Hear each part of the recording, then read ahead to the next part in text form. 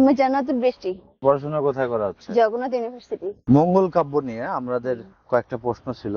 বলেন। তো মঙ্গল কাব্য কিন্তু শ্রেষ্ঠ কবি আর আদি কবি এটা কিন্তু মনে থাকে না সহজে। তো একটা প্রশ্ন ছিল যে মঙ্গল কাব্যের মনসা মঙ্গলের আদি কবিকে এবং শ্রেষ্ঠ কবিকে?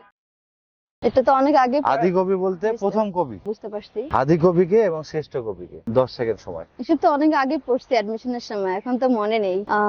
মনসা মঙ্গল, আদি কবি আদি কবিকে কানা হরি দত্ত এই টাইপের হবে আদি কবি। হ্যাঁ, আদি কবি কানাহরি দত্ত। ও আচ্ছা আচ্ছা আচ্ছা, তাহলে ঠিক রাইট আছে। অ্যান্সার। শ্রেষ্ঠ আমি পাবো না, এইটাই একটু মনে আছে বললাম। একটু মনে করার চেষ্টা করেন।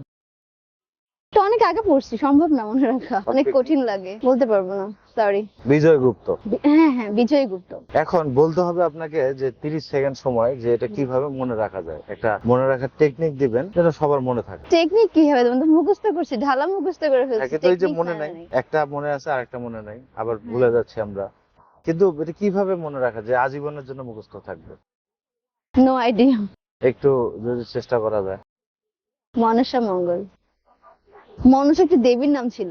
হ্যাঁ, মনসা দেবী। হ্যাঁ, তো হচ্ছে উনি, আমি শুনছিলাম যে ওনার চোখে একটা কানা ছিল, তো সেই ক্ষেত্রে আমরা বলতে পারি যে কানা হরি দত্তের সাথে মনসা মঙ্গলের সম্পর্ক আছে। আপনি যেটা বলতে চাচ্ছেন যে মনসার এক চোখ কানা ছিল, হ্যাঁ, এই জন্য আদি কবি কানাহরি দত্ত। দত্ত। হ্যাঁ, এখন বিজয়গুপ্তের সাথে কিভাবে সম্পর্ক মিলাবেন একটু বলেন। বিজয়গুপ্তের সাথে না, এটা তো আসতেছে না। শ্রেষ্ঠ কবি কি হবে মনে রাখবো, বিজয়গুপ্ত। No idea. আপনার কাছে কোনো টেকনিক আছে?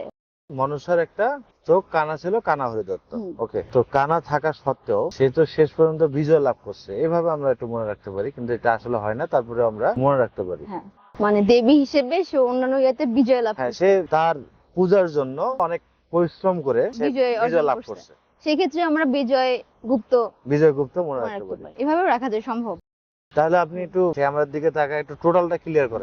আমরা হচ্ছে মনসা মঙ্গল যে কাব্য, ওটা আমরা আদি কবি এবং শ্রেষ্ঠ কবি কিভাবে মনে রাখতে পারি? সেক্ষেত্রে আমরা হচ্ছে মনসা দেবী, আমরা জানি যে উনি ওনার এক চোখ কানা ছিল, সেক্ষেত্রে আমরা আদি কবি মনে রাখতে পারি হচ্ছে কানাহরি দত্ত।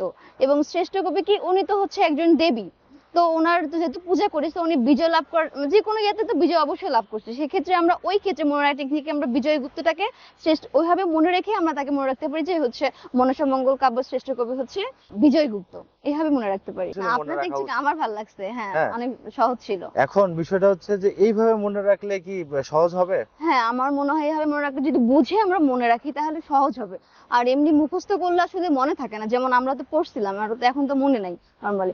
এখন কিন্তু এটা আমি ভুলবো না, এটা আমি বলতে পারি যে এটা আমার মনে থাকবে সবসময়। দর্শককে কিছু বলবেন? হ্যাঁ, আপনারা এই টেকনিক গুলো মনে রেখে আপনারা হচ্ছে ওই আদি কবি শ্রেষ্ঠ কবি সব মনে রাখতে পারেন।